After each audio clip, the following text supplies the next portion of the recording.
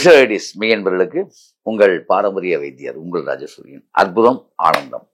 மெய்யன்பர்களே, இப்போ வந்துங்க வாழ்க்கையில நிறைய பேருக்கு பார்த்தீங்கன்னா பசியே எடுக்கிறதில்ல. அதை சாப்பிட்றோம், இதை சாப்பிட்றோம், என்னமோ செய்யறோம், பசியே இல்லைங்க.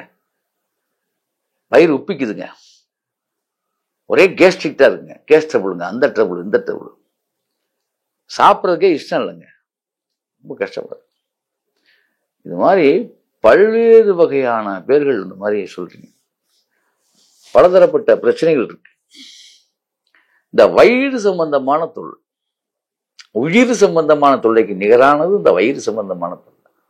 வயிற்று வலி வந்துட்டா பாருங்க, அப்படியே உள்ளுவாங்க. அப்படியே இந்த வயிறு சம்பந்தமான எல்லா தொல்லைகளையும் தீர்க்கறதுக்கு ஒரு அற்புதமான ஒரு விஷயத்த நான் சொல்றேன். ரொம்ப எளிய முறைதான். இதை நீங்க செஞ்சீங்கன்னா ரொம்ப சிறப்பா அடையலாம்.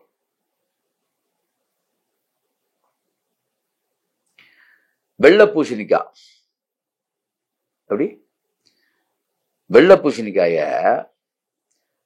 நீங்க என்ன செய்யணும் அப்படின்னா, அதுல இருக்க அந்த உள்ள இருக்க சோத்தையெல்லாம் எடுத்துடணும். மேல இருக்க பட்டைய லேசா சீவிடணும். அதை பூரா அப்படியே நீங்க மிக்சியில போட்டு அடிக்கணும். பனங்கள் கண்ட பாகு மாதிரி ஆக்கணும். பனங்கள் கண்டு இருக்குல்ல, பனங்கள் கண்டை வந்து ஒரு 1/2 கிலோ பனங்கள் கண்டு, காஸ்ட்லி தான், செலவு கூட தான் இருக்கும்.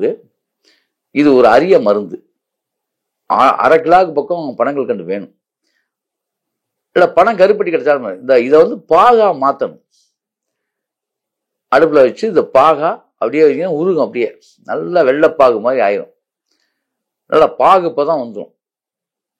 பாகுப்பதான் வந்தோடனே இந்த நீங்க வச்சிருக்கீங்க இல்லையா, வேற ஒண்ணுமே இல்லை, நீங்க வச்சிருக்க ஒரே ஒரு விஷயம் தான், வெள்ளை பூசணிக்காய உள்ள இருக்க சோத்தை அந்த விதையெல்லாம் நீக்கிட்டு சதை பகுதியை நல்லா மிக்சியில போட்டு அடிச்சு, அதை தண்ணியெல்லாம் ஊற்றவே கூடாது, நல்லா மிக்சியில போட்டு அடிச்சிடணும் ஃபுல்லாவே. பச்சையா தான் நான் சொல்றேன். இத அப்படியே அந்த லேகியத்தை அப்படியே போகணும். மிக்சியில போட்டு அடிச்சிங்களா, அந்த லேகியத்தை அப்படியே போகணும். இந்த மிக்சியில போட்டு அடிக்கும் போது ஒரு முக்கியமான வேலை ஒண்ணு செய்யணும். ரொம்பலாம் கிடையாது.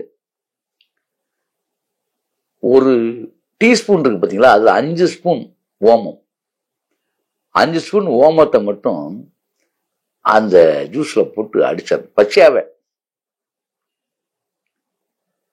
அதை அப்படியே என்ன செய்யணும், பாவு அப்படியே நல்லா சூடு அப்படியே நல்லா மிதந்து வரும். எது, பனங்கருப்பட்டி பாகு அல்லது பனங்கல்கண்டு பாகு, இல்லாட்டி பனங்கருப்பட்டி பாகு, ஏதோ ஒண்ணு. இது 1/2 லிட்டர் இருந்தா அது 1/2 லிட்டர் இருக்கணும். நல்லா புரிஞ்சுக்கணும். இந்த ஜூஸ் 1/2 லிட்டர் இருக்குன்னா பனம் பாகம் 1/2 லிட்டர் இருக்கணும். இதுல அப்படியே தூக்கி ஊத்திடணும். ஊத்தி கிளறிடணும். கிளறினீங்கன்னா அதுதான் லேகியம். கிளறிக்கிட்டே இருக்கணும். கிளற கிளற அப்படி ஒரு மனம் வரும் பாருங்க. அப்படி ஒரு மனம் உங்களுக்கு வீசும். இதுதான் வந்து தேவாமிர்தம் சொன்னாங்களோங்கிற அளவுக்கு அது இருக்கும். சுவையும் அப்படி இருக்கும். இதை நல்லா கிளறணும். இன்னும் சொல்ல போனா பயப்படவே வேணாம், பனங்கருப்பட்டி எவ்வளவு வேணாலும் போட்டுக்குங்க.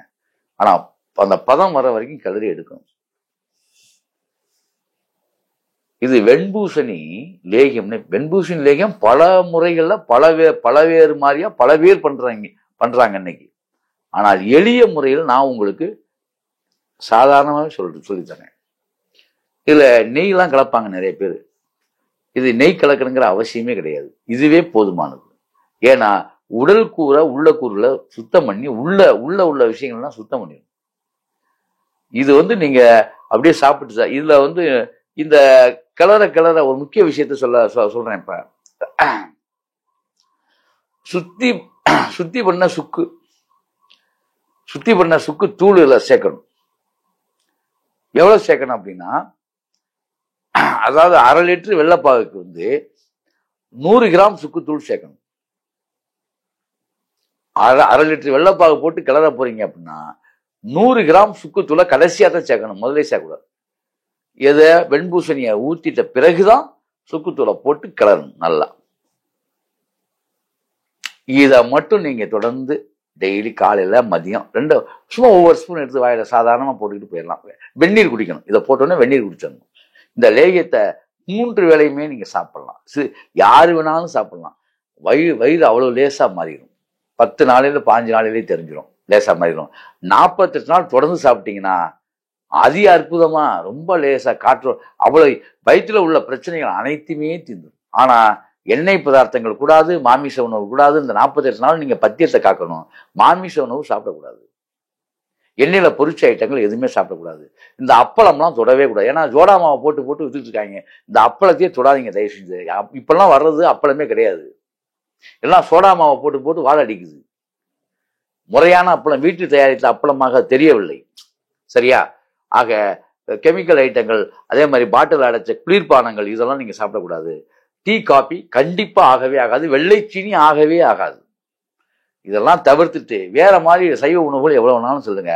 40 நாள் உங்களுடைய வயிறு சுத்தமாகிவிடும். இப்படி செய்து அப்படி வாழுங்கள். அற்புதம், ஆனந்தம். மெய்யன்பர்களே.